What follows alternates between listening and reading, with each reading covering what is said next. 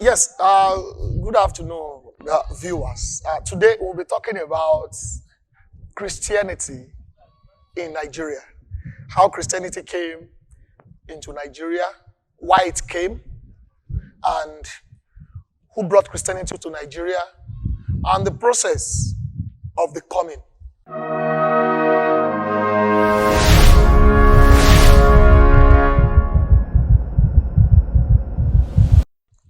I think it all started in the year 1839 when about 28 liberated slaves left Freetown in Sierra Leone.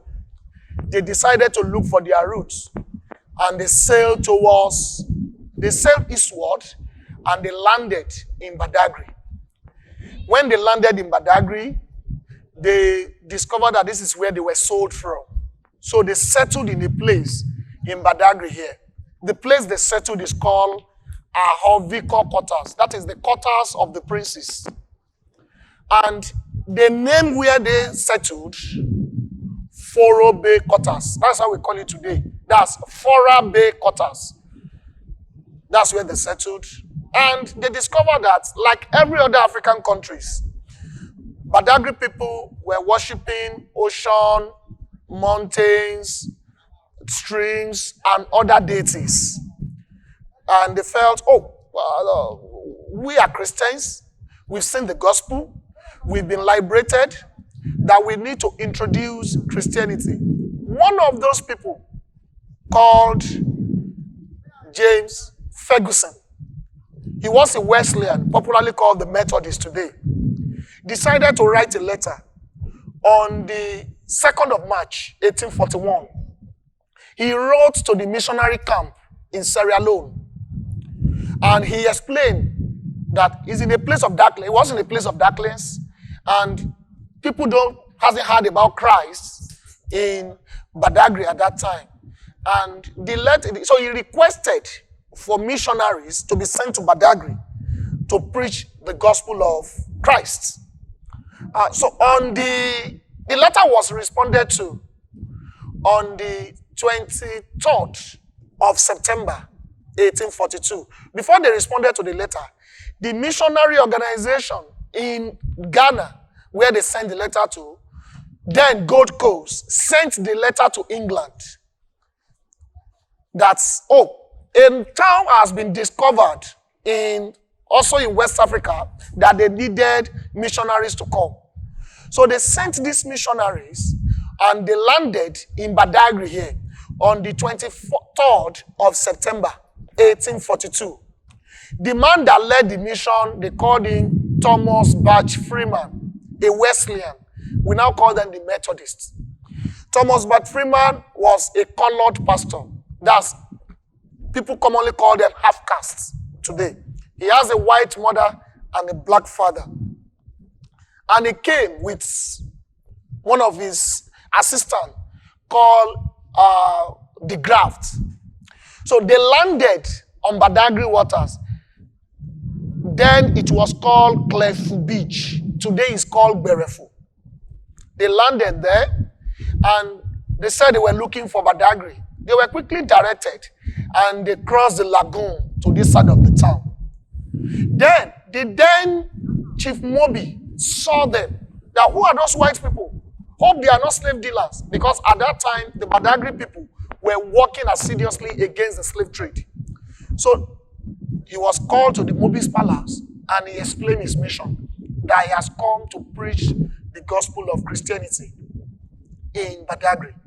So they said, okay, in that case, let somebody take him to Agia Tree Square.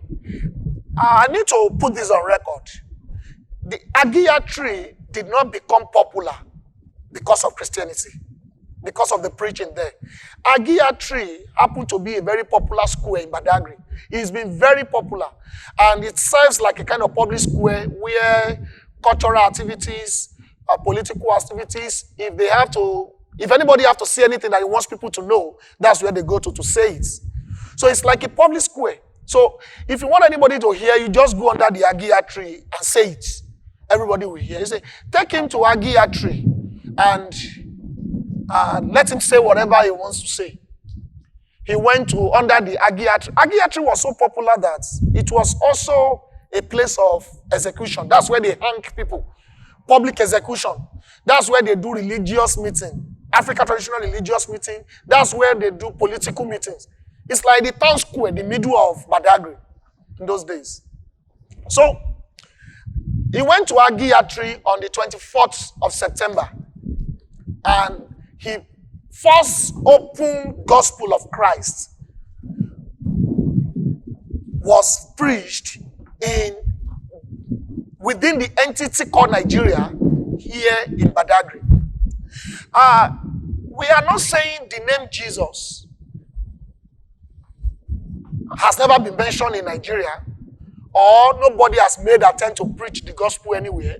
But what we are saying is that the first ever gospel to be openly preached anywhere on the soil of Nigeria. Of course, before their arrival, the missionary has been here in Badagry for 300 years. And they've been other part of present-day Nigeria too. So no doubt, the name Jesus, Christianity must have been mentioned in other places. But the first open gospel of Christ, that purposely open crusade, that, people come and join Christianity, was first done here in Badagry on the 24th of September, 1842. And 17 people attended the crusade or the public preaching. About 14 of them are returned slaves. They are people that are returned into Badagry as slaves. 3 others are Badagry indigene. They preached the gospel, they gave their life to Christ, and that became very popular. Everybody knows there is a new religion. Now you can be a Christian. Your sins can be forgiven. You only need to be holy. But the people of Badagry were very skeptical. I think we need to put this on record. People of Badagry were very skeptical. That's a new religion? No. This is an opportunity to sell us again. Before the arrival of the missionaries, the white people has been in Badagry for 300 years, 3 centuries, buying and selling slaves. And the largest slave buyer in those days were the British. While the slave trade was still on, another set of white people from the same England, the largest slave buyer, came that they want to introduce a new religion. So the Badagry people said, no, this is another way to sell into slavery. Stop slave trade, we will accept Christianity. So it became a very difficult task for the missionaries. And they began to preach. They did everything to convince Badagry people. They introduced the first primary school. They introduced the first teacher training college. They introduced the first agricultural institute. They tried everything to tell Badagry people, no, we are not saved. We are missionaries. We are not slave dealer. So Badagry people said, no, just stop slavery. Because both were existing at the same time. So it's difficult that the white people we have known, they've been here for 300 years. All they were doing is selling and buying people. Now you want to tell us, you want to take us into salvation. That you've been taking us into bondage, captivity for 300 years. No, we won't take this religion. Then, the missionaries too, as humans, they have their errors. They were in a hurry. They wanted to convert Badagry people overnight. They were, because they built schools, they did things, they were not happy that the people were not responding at first. So, in those days, they were arresting people by the European police that people should not practice their religion. They were going into shrines. A lot of edicts, a lot of decrees were issued that you cannot do this, you cannot do that. So that made Badagry people to develop a thick skin that no, we told you this is another way of selling us. Now they are bringing force into it. So when Thomas Bart Freeman arrived on the 24th of September, he settled in Badagry, and he was in Badagry for 3 good months, preaching the gospel, doing house fellowship, going from places to places, in different parts of Badagry. Then he received a message from England that King Shodeke of Abeokuta has also written that he wanted the missionaries to come to Abeokuta. That he wanted missionaries to come to Abeokuta. So he decided to pay a visit to Abeokuta. So he sent some emissaries to go to Abeokuta and tell King Shodeke that he wanted to visit. We call it his second missionary journey. So when he arrived, King Shodeke was so excited, he sent representatives. He sent men to Badagry to carry Thomas Bart Freeman. And also he sent a gift of pony to Badagry, that he should ride on the pony to Abeokuta. Freeman was so happy and he joined the men. So he left Badagry on the 11th of December, 1842, to visit Abeokuta. When he arrived at Abeokuta, a lot of these returnee slaves are settled there. So they were so happy. They saw that, oh, the religion we've been yearning for, they finally brought it here. Now we have seen foreign missionaries that will come and preach Christianity here. They've prepared the mind of Shodeke. And when he arrived, Shodeke was so embracing. A service was held in the palace of Shodeke in that day. And Freeman preached the gospel. He conducted baptism. A lot of people were happy. But before he left Badagry, he told King Shodeke that he will only come on one condition. He was sent to Badagry to preach. And he must observe the Christmas. He must celebrate Christmas in Badagry. That he will want to return to Badagry before Christmas Day. King Shodeke accepted. That was why he went to Abeokuta. So, on the 23rd of December, he left Abeokuta. King Shodeke honored his word. He gave him a lot of gifts, and Freeman promised to report back to England that he would tell the Church Missionary Society, the missionary society there, that, oh, they are so embracing. Upon his arrival in Badagry on the 24th of December, that's a day before Christmas, he learns that another white man has arrived on the 17th of December. So he looked for the white man, and the white man was Reverend Henry Townsend. Reverend Henry Townsend came from the CMS, Church Missionary Society. So he met Henry Townsend and they talked as British. Henry Townsend said he came from the Church Missionary Society and he also came to preach Christianity. So the following day, which happened to be the Christmas day, they went back to Agiatri and they preached, they conducted a Christmas service there. The sermon they preached was titled, The Reincarnation of the Child of God.